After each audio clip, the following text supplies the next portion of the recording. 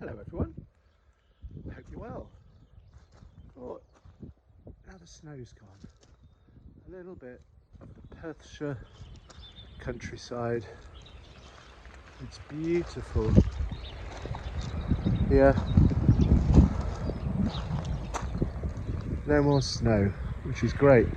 I thought when I got asked to speak to you that I'd reflect on a man who would have been 212.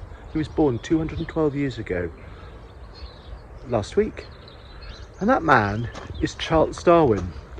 Now, I'm as unscientific as they come, but Charles Darwin and I have one thing in common. We went to the same school. Charles Darwin went to Shrewsbury School, which is a school in the middle of England, and where we have a number of former pupils. I think Tom Leckie's there, and Hubert is there, and children previously, the chaplains were all there, and he was there 200 years ago, and it was a school back then which did not value the sciences like most public schools back then. The classics, Latin and Greek, were the main subjects, and science wasn't taught. However, Charles Darwin is probably one of our most preeminent and famous scientists, and he wrote a very famous book called The Origin of Species, and that is what I'm going to talk to you about today. So, Charles Darwin was born in Shrewsbury on the 12th of February 1809, and although his views were controversial at the time, his research transformed the way in which we view the natural world today. He was the grandson of Josiah Wedgwood, who is a famous china manufacturer. Lots of your parents may have Wedgwood china in their homes, and Erasmus Darwin, who was one of the 18th century's most respected intellectuals. As I say, at Shrewsbury School he was pretty miserable. He didn't enjoy it at all, which is ironic now that he is fated as one of their most famous alumni. And after Shrewsbury, he initially studied medicine at the University of Edinburgh, but then transferred to Christ College, Cambridge, where he studied divinity. During his time at Cambridge, he had the opportunity to further develop his love for the natural sciences and to assist and work alongside many other leading naturalists.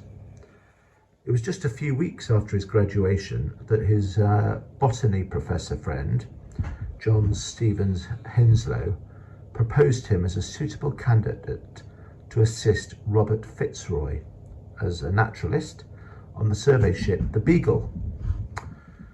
The expedition, which was to form the basis for much of Darwin's famous work, began on the 27th of December 1931, and it lasted 5 years. At the time, most of Europe believed that the world was created by God in 7 days. You look at the story of Genesis and how the world was formed. But when Darwin returned to England from his work on the Beagle in 1836, what he saw and the things that he recorded, the animals that he saw, threw up lots of questions that he found difficult to marry with the religious thought at the time. Over the next 20 years, he developed his theory that animals had evolved over time to suit their natural environment, with the strongest surviving and passing on their characteristics to their young.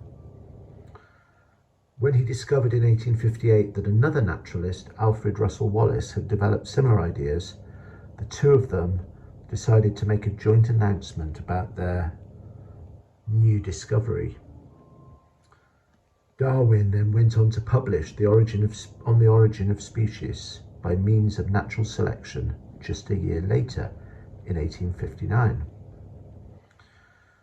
By extension, the next step was to say that human beings are a form of animal which might have evolved over time, rather than being created in God's image, like Adam and Eve in the Garden of Eden.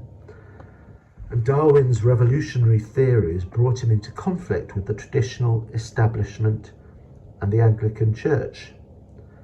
However, The Origin of Species was received very well internationally, and the first print run was oversubscribed. Although dogged by ill health, Darwin continued to carry out evolution-led experiments and to publish books and journals right up to his death in 1882. By that time, the sound research and meticulous observations behind his studies had eventually convinced most scientists that his theories were, at least in part, correct. And Shrewsbury School have one of only 2 signed copies of The Origin of Species, and it's in their famous old library at the school. Their biology buildings are called the Darwin Buildings, and in 2000 David Attenborough went to unveil a statue of Charles Darwin, which now stands in front of the main school buildings, with a bronze statue of him in the Galapagos Islands with a turtle, I think, around his feet. Certainly his ideas are one of the most important of the 19th, 20th century, and he's definitely one of Shrewsbury's favourite and most famous sons.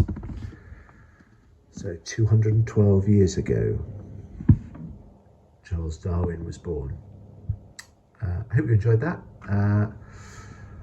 Have a great day. Keep going. Keep smiling, and we'll see you soon.